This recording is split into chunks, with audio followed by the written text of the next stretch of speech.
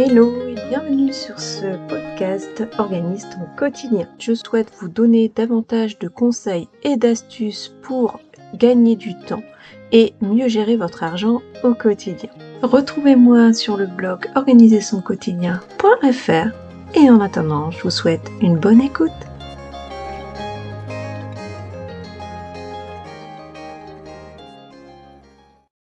Aujourd'hui, je souhaitais à nouveau vous parler de budget, de finances personnelles, puisque quand j'échange avec les différentes personnes que j'accompagne, la question la plus posée, c'est celle-ci. Gérer son budget, par où dois-je commencer? Donc je souhaitais ainsi vous proposer des conseils pour gérer son budget familial. Tout d'abord, je souhaitais revenir sur la définition d'un budget. Il s'agit d'une prévision des recettes et des dépenses sur une période déterminée. Donc gérer son budget permet ainsi d'anticiper les dépenses et de connaître les ressources dont on dispose réellement chaque mois. Mais comment calculer la somme disponible pour vos achats alimentaires et courants afin de répartir de bon pied? Je vous invite à vous rendre sur le blog pour télécharger un modèle de budget familial à compléter, donc soit sous format Excel, soit un document à imprimer et à compléter avec vos différentes recettes et dépenses. Donc comment vous allez calculer votre budget familial? Vous allez déterminer d'abord les ressources disponibles, donc les recettes, tout ce qui rentre. Donc pour établir votre solde disponible, il est essentiel de commencer par les bases et de faire le point sur vos ressources, c'est-à-dire les revenus du travail, les revenus sociaux, revenus exceptionnels, etc.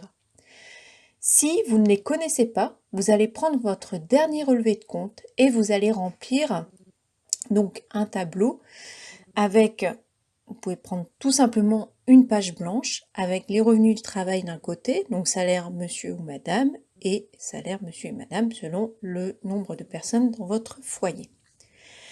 Ensuite, vous allez indiquer les autres revenus, c'est-à-dire les allocations, les revenus que vous pouvez éventuellement percevoir de différentes ressources. Vous allez vraiment faire le point. En général, c'est quelque chose d'assez rapide. On sait souvent ce qui rentre dans notre budget. Une fois que vous avez déterminé vos ressources, vous allez calculer vos dépenses mensuelles. Les dépenses sont de 3 types. Il y a d'abord les dépenses fixes, les dépenses incompressibles qui reviennent tous les mois et qu'on ne peut vraiment pas diminuer, comme le loyer, les crédits, les impôts, les assurances. Donc je vous recommande d'indiquer d'abord donc vos dépenses fixes et de mettre éventuellement les crédits à part. Pour les impôts, par exemple, si vous n'êtes pas encore mensualisé, vous pouvez indiquer le montant mensuel. C'est-à-dire vous prenez le montant des impôts et vous le divisez par 12. Faites la même chose pour les assurances, l'EDF, etc. Cela permet d'avoir une vision globale de votre budget. Mais c'est quelque chose que je recommande pour calculer plus facilement un budget. C'est vrai que c'est utile de mensualiser absolument toutes vos dépenses. Mais bien sûr, cela dépend de vos préférences. C'est à vous de voir. Donc, je vous donne les exemples de dépenses fixes. On a les dépenses au niveau du logement, comme le loyer ou le crédit immobilier, l'électricité, le gaz, le chauffage, l'eau, les assurances, les dépenses de santé, notamment la mutuelle, les frais de garde de cantine, le transport, les impôts, téléphonie et Internet. Vous pouvez avoir aussi d'autres dépenses, à vous de les déterminer. Une fois que vous avez fait le point sur ces dépenses, vous faites le point sur vos crédits. Donc ça peut être crédit auto, les travaux, consommation, découvert bancaire, paiement différé, règlement en plusieurs fois, etc. Tout cela vous permet vraiment d'avoir une vision globale des dépenses qui reviennent chaque mois. Donc ça va être vraiment un montant que vous allez devoir à tout prix payer en priorité. Alors ce que je fais personnellement, c'est que tout est en prélèvement pour moi, tout est mensualisé et ils sont entre le 5 et le 15. Comme ça, je sais que passé le 15 du mois, j'ai vraiment fait face à toutes mes dépenses fixes. Une fois que vous avez déterminé donc d'un côté vos ressources, d'un autre côté vos dépenses, maintenant vous allez calculer le solde disponible pour vos dépenses courantes, vos dépenses du quotidien. Donc tout simplement, vous faites ressources moins dépenses fixes et vous allez avoir la somme disponible. Donc cela sera un montant qui sera mis à disposition pour l'ensemble des dépenses courantes et accessoires. Donc, selon la somme dont vous disposez, vous allez déterminer le montant disponible pour vos dépenses essentielles, dont je vais vous parler plus loin. Et ensuite, vous allez aussi déterminer un montant pour vos dépenses non essentielles. C'est quand même quelque chose d'important. Alors, vous pouvez choisir de diviser ce montant par 4 pour déterminer le montant par semaine afin de réajuster votre budget si besoin au moment de votre point budget hebdomadaire dont je vais vous parler aussi plus loin. C'est quelque chose qui est vraiment important, c'est de faire des bilans très réguliers, surtout si vous n'avez pas encore l'habitude de gérer vos finances personnelles.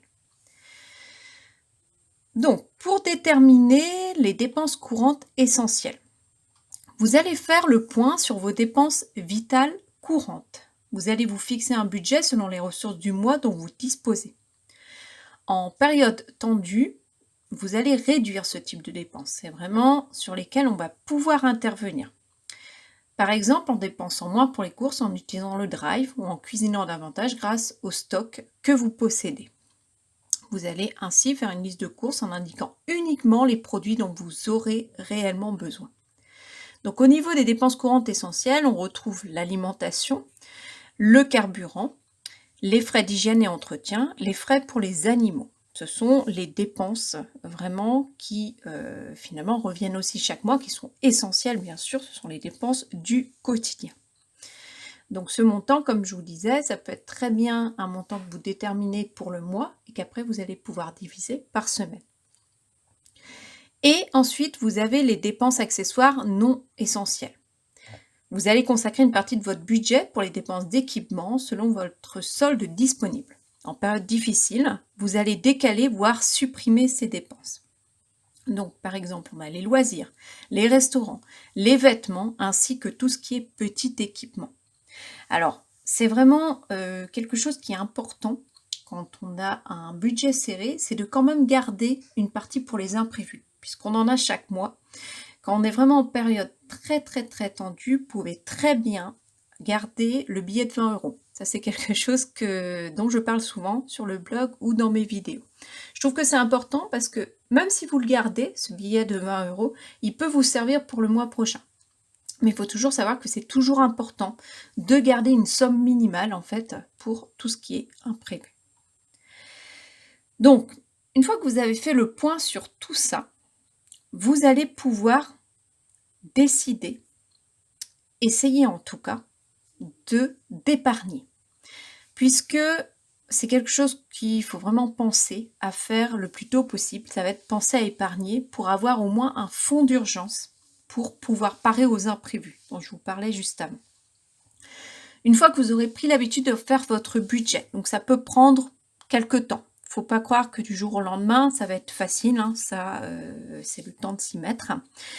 Mais dès que c'est possible, donc au bout de quelques semaines, hein, souvent on va dire qu'on met 3 mois à trouver une habitude en fait de faire son budget. Mais ça peut être moins, ça peut être plus. Ça dépend vraiment de chacun. Vous allez prendre l'habitude d'épargner dès que vous recevez votre salaire ou vos allocations. Même si c'est juste 10 €, c'est très important, ça sera le début. Parce que vous allez ressentir une forme de sécurité, à savoir un peu d'argent placé. Et souvent, ce qu'on peut dire aussi, c'est que les conseillers bancaires font vraiment attention à la façon dont vous gérez votre budget. Mais un banquier peut faire plus facilement confiance à un client qui gagne le SMIC, mais qui arrive à épargner 100 € par mois et qui n'a jamais d'incident de paiement, donc qui contrôle absolument tout, donc pas de prélèvement de rejeté, pas de découvert, donc toutes les agios différents qu'on peut avoir en ayant des petits soucis de budget, qu'un client qui gagne très bien sa vie, mais qui va avoir beaucoup de charges et qui dépasse toujours son découvert autorisé. Donc ça, c'était vraiment les bases d'un budget. Maintenant, je vais vous donner quelques idées pour réduire vos dépenses essentielles. Donc, lors d'un précédent épisode, je vous avais dit que j'avais réussi à améliorer mes finances en moins de 2 mois. Donc, c'est notamment puisque j'ai géré mes dépenses courantes grâce aux enveloppes. Donc, ce que j'ai fait, c'est qu'une fois que j'avais le solde disponible donc obtenu. J'ai donc retiré le montant toutes les semaines. Alors moi je le retire pas en une fois parce que je ne veux pas avoir trop d'espèces chez moi. Je préfère gérer comme ça. Vous pouvez soit décider de retirer donc un quart de la somme chaque début de semaine, soit retirer ce montant en une fois. Mais par contre, il faut vraiment avoir une bonne rigueur. C'est ça aussi. Je préfère, moi, non seulement ne pas avoir trop d'espèces chez moi, mais aussi je préfère gérer de cette façon. Mais c'est vraiment à vous de voir. Vous verrez aussi au fur et à mesure de vos habitudes, en fait. Donc, chaque semaine, vous allez consacrer donc au minimum la moitié ou plus selon vos besoins. Hein. Chaque budget est différent. Ça dépend du nombre de personnes dans votre famille. Aux dépenses alimentaires, hors produits d'hygiène et ménagers, bien sûr. Ça va être vraiment l'alimentation. Et je vous avais dit aussi que, donc dans un précédent épisode, que donc maintenant moi je fonctionne comme ça. C'est que, comme ça fait plus de 2 mois maintenant que je note absolument donc toutes mes dépenses sur un fichier Excel avec le relevé des prix, je sais ainsi de combien, par exemple, d'aliments comme le café, les aliments pour les chats, etc., j'ai besoin au cours d'un mois. Donc, pour peu qu'il y a une bonne promotion, ça m'arrive de prendre un petit peu sur le budget de la semaine suivante. Mais ça ne veut pas dire que je vais dépenser plus, c'est juste que je sais de combien j'ai besoin. Mais c'est pas pour ça que je stocke plus. Mais ça m'a vraiment rassurée de procéder comme ça, parce que pour peu qu'il y ait une bonne promotion, ou vraiment, parfois ça arrive qu'on ait un bon de réduction, ou vraiment un avantage à avoir du stock, là ça peut être bien. Et c'est vrai qu'avant je fonctionnais comme ça, je faisais en fait on va dire un gros stock tous les 15 jours, et après je faisais juste des courses pour compléter avec un sac cabas au lieu de prendre un chariot, puisque je trouvais que c'était bien de fonctionner comme ça. Alors il y a plusieurs manières dont je vous parle sur le blog, parce que comme il existe depuis 2013, c'est vrai que j'ai fonctionné différemment, mais aujourd'hui la façon donc de fonctionner comme ça avec mes relevés de prix, je trouve que c'est une bonne solution pour moi, en tout cas. Donc ça, c'est vrai que ça sera l'occasion d'en parler dans un autre épisode. Je vous reparlerai de la façon donc de faire l'inventaire des placards pour vraiment dépenser moins. Donc de la même façon, je vous parlais un petit peu avant de conserver un billet de 20 €, puisque forcément, plus le budget est serré, moins on consacre son argent aux dépenses accessoires, donc loisirs, restaurants, vêtements, etc. Mais pour ne pas vous sentir frustré, je vous conseille de garder toujours ce billet de 20 €. Il permettra de vous faire un petit plaisir, que ce soit repas, vêtements, produits de beauté. C'est pas une somme énorme, mais cela vous redonnera un peu de baume au cœur en ces temps difficiles. Et comme je vous le disais, si vous ne le dépensez pas, tant mieux, vous allez le garder précieusement pour le mois prochain. Une autre façon aussi de dépenser moins, ça va être de fabriquer vos produits vous-même. Donc pour dépenser moins, vous pouvez donc avoir toujours à disposition des produits de base, notamment pour les produits d'entretien, qui sont le vinaigre blanc, le savon de Marseille et le bicarbonate de soude. Sur le blog, je vous donne aussi l'accès aux fiches produits pour fabriquer votre lessive, votre spray maison ou encore votre produit pour sol. C'est vraiment quelque chose que je fais depuis plusieurs années maintenant. Le vinaigre blanc, c'est vraiment un produit qui sert à plein de choses. Donc c'est vrai que c'est bien pratique. Je fais aussi une partie de mes produits d'hygiène, vu que pendant longtemps, j'utilisais des déodorants du commerce qui ne me convenaient absolument pas. Donc il y a une recette aussi pour faire le déodorant maison avec vraiment des ingrédients de la cuisine, le gommage, etc. Aujourd'hui j'ai trouvé quand même un déodorant, on va dire, vraiment très clean. Mais je fais très longtemps quand même avec, puisque en plus quand vous utilisez des produits naturels, votre peau s'adapte. Donc ça c'est vraiment des petites astuces au quotidien, mais mine de rien, mis bout à bout, vous arriverez à faire quelques économies supplémentaires. Et enfin, pour terminer, je vais vous donner quelques astuces pour réduire vos dépenses du quotidien. J'avais donc rédigé un article et une vidéo, 12 astuces pour dépenser moins. Donc ce sont des idées hyper simples, mais qui ont fait leur preuve. Donc, première astuce, cuisiner au maximum, c'est vraiment la base. Je vous invite aussi à aller lire l'article sur le blog. Je vous mets un lien dans les notes de cet épisode. Deuxièmement, ça va être noter toutes vos dépenses. Vous verrez où va réellement votre argent. Surtout que quand vous payer en espèces. On oublie très vite parce qu'on n'a pas forcément de ticket.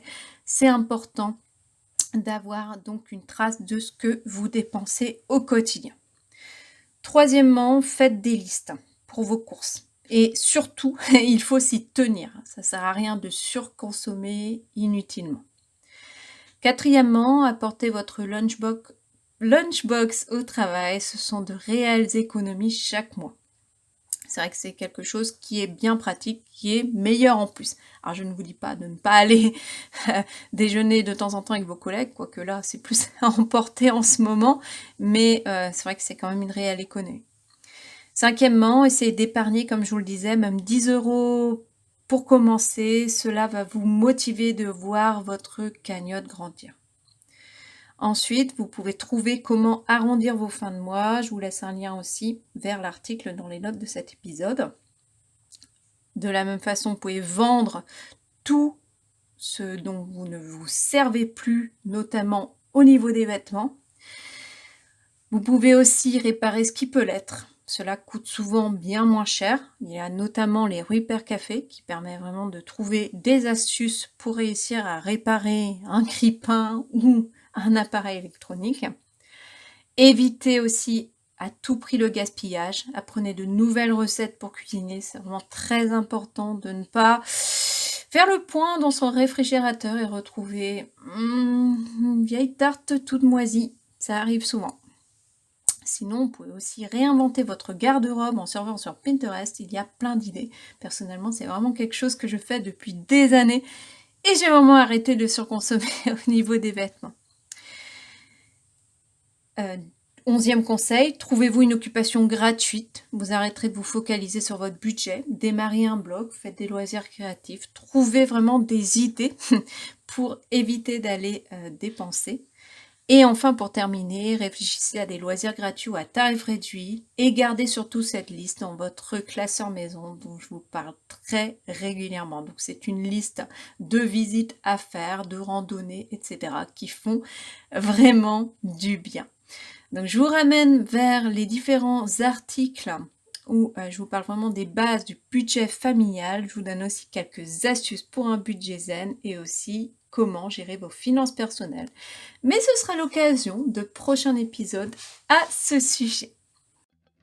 Voilà, j'espère que cet épisode vous aura plu. Vous retrouvez toutes les informations liées à cet épisode en barre d'informations et aussi sur le blog organisationquotidien.fr. Je vous dis à très bientôt. Bye.